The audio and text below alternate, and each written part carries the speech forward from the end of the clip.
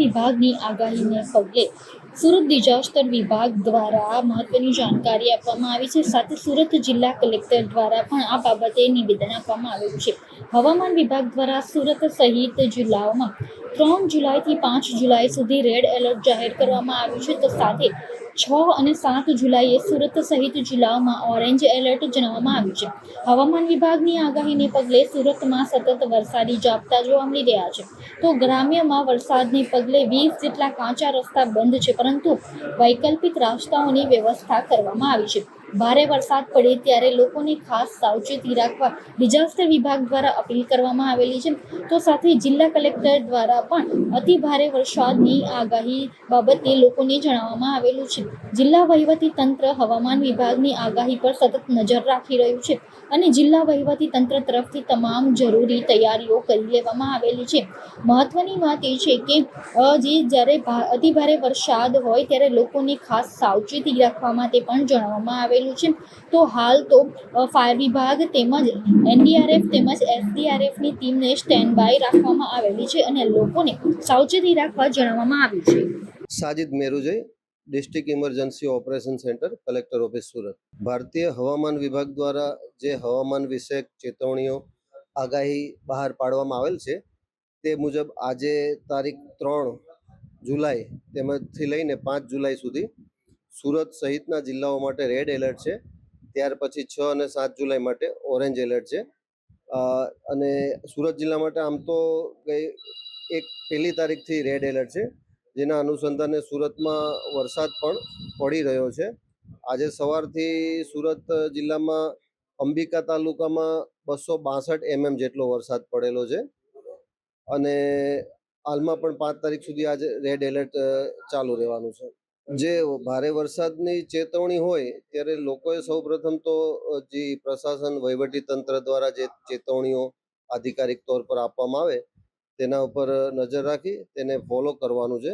અને જ્યારે કે ભારે વરસાદ હોય, પવન હોય ત્યારે અમુક નબળા ઇમારત હોય, વૃક્ષો છે, વીજ પોલ છે, હોર્ડિંગ્સ છે, તેની ઓથે ઊભા રહેવું નહીં, તેમજ જળાશયો, નદીઓથી દૂર રહેવું.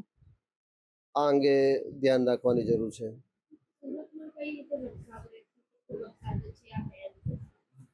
આપણે 1 જુલાઈથી રેડ એલર્ટ છે તેના અનુસંધાને આગામી 5 જુલાઈ સુધી ભારે વરસાદની સંભાવના છે.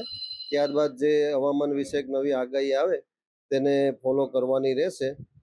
સુરત જિલ્લામાં આમ તો પરિસ્થિતિ સામાન્ય છે.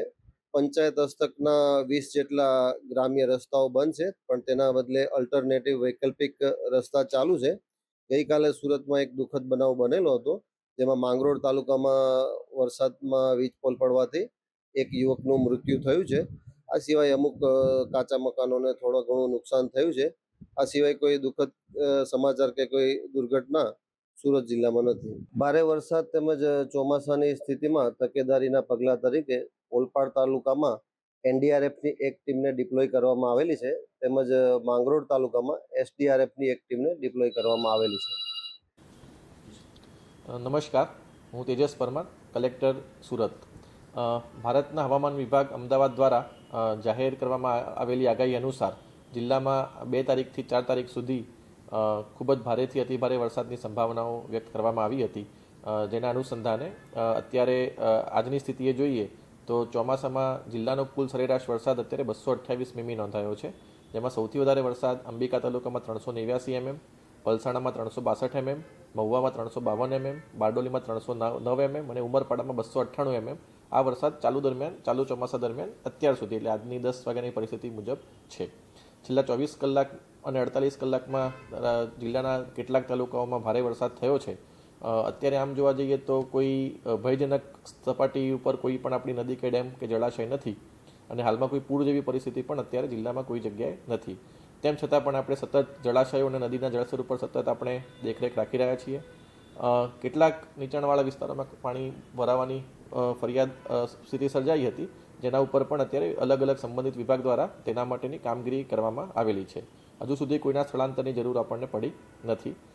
કેટલાક કાચા મકાનોને નુકસાન થયું છે, એ સિવાય કોઈ જાનહાનિ મોટી કે વ્યાપક નુકસાનનું નોંધાયેલ નથી. તૈયારીની વાત કરીએ તો જિલ્લા ઇમરજન્સી ઓપરેશન સેન્ટર આપણું 24 24/7 કાર્યરત છે. તમામ તાલુકાના કંટ્રોલ રૂમ પણ કાર્યરત છે. એ સિવાય સુરત મહાનગરપાલિકાનો ફાયર વિભાગ, કામરેજનું ERC સેન્ટર તેમજ તમામ નગરપાલિકાઓના ફાયર વિભાગ પણ બચાવ અને રાહતની કામગીરી માટે સંપૂર્ણ સુસજ્જ છે. તમામ લાઇન વિભાગ, R&B, વીજળી વિભાગ, સિંચાઈ તમામ સાથે અત્યારે સતત સંકલન રાખવામાં આવી રહ્યું છે અને જરૂરિયાત મુજબ જો જરૂર પડે તો તાત્કાલિક પ્રતિસાદ માટે અધિકારીઓની કોન્ટેક્ટ ડાયરેક્ટરી પણ તૈયાર રાખવામાં આવેલ છે. હું સુરતના તમામ નાગરિકજનોને વિનંતી કરું છું કે હવામાન વિભાગની આગાહી અને જિલ્લા વહીવટીતંત્રની સૂચનાઓનું પાલન કરે. ભારે વરસાદ દરમિયાન બિનજરૂરી મુસાફરી ટાળે. નદી, નાળા, કોઝવે અને પાણી ભરાયેલા માર્ગો પાર કરવાનો પ્રયત્ન ન કરે અને અફવાઓથી ખાસ કરીને દૂર રહે અને સત્તાવાર માહિતી પર જ વિશ્વાસ રાખે. અને કોઈ પણ ઇમરજન્સી કે મુશ્કેલી હોય તો જિલ્લા કંટ્રોલ રૂમ અથવા સ્થાનિક તંત્રનો તાત્કાલિક સંપર્ક કરે. સુરત ડિસ્ટ્રિક્ટનો જે હેલ્પલાઇન નંબર છે એ 1077 છે, જે ઇમરજન્સી સિચ્યુએશન માટે આપણે યુઝ કરી શકીએ છીએ.